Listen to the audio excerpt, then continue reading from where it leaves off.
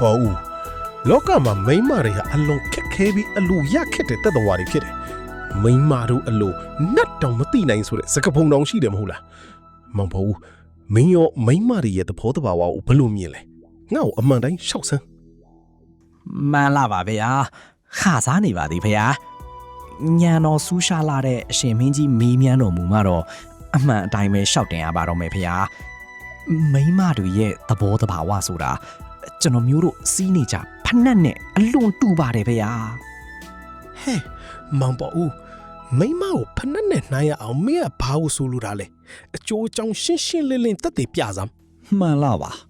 ဖက်နှက်ဆိုတာဟာအသစ်ဝယ်ကစားစီးကစားမှာခြေထောက်ကိုကိုက်တက်နာကျင်စီတတ်ပါတယ်ဖေဟာအိမ်တောင်ကြကစားမိန်းမတွေကလည်းထို့အတူပါပဲ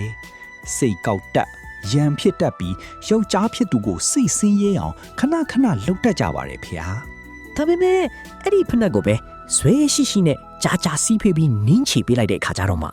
ဖက်နှက်ကပျော့ပြောင်းသွားပြီးခြေထောက်နဲ့အလိုက်တင်ဖြစ်ကစီးလို့အလွန်ကောင်းသွားတာမျိုးရှိပါတယ်ဖေဟာအိမ်တောင်တက်ကြာလာတဲ့မိန်းမတွေဟာလည်းမိမိယောက်ျားရဲ့အလိုကိုသိမြင်ပြီးအလိုက်တင်ပြုစုတတ်လောက်ကင်ပေးတတ်ကြပါတယ်ဖေဟာ ပေါ်ဦးလျှောက်တာဟုတ်တုတ်တုတ်ပဲဟိကြာလာတော့လေအသားကျသွားတာပေါ့ဒါနဲ့နေပါဦးအခုမိဖုရားခေါင်ကြီးကငါ့ကိုစိတ်ကောက်ပြီးမျက်နှာလွှဲနေတာကြတော့ဘာကြောင့်လဲ မှန်လားပါအဲ့ဒါကတော့ဒီလိုရှိပါတယ်ဖေဟာအဲ့ဒီလိုခြေတောင်းနဲ့အလိုက်တင်ဖြစ်ပြီးစီးလို့အလွန်ကောင်းနေတဲ့ဖက်နှက်အဟောင်းကြီးဟာတနေ့မှာဖက်နှက်အသစ်တရံကိုမြင်လိုက်ရတဲ့အခါကျရင်တော့ပြန်ပြီးတောင့်တင်းလာကခြေတောက်ကိုပြန်ကိုက်တတ်ပါတယ်ဖေဟာ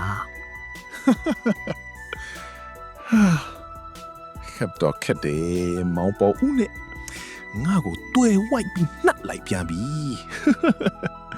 အေးဗျာမင်းလျှောက်တာအမှန်ပဲ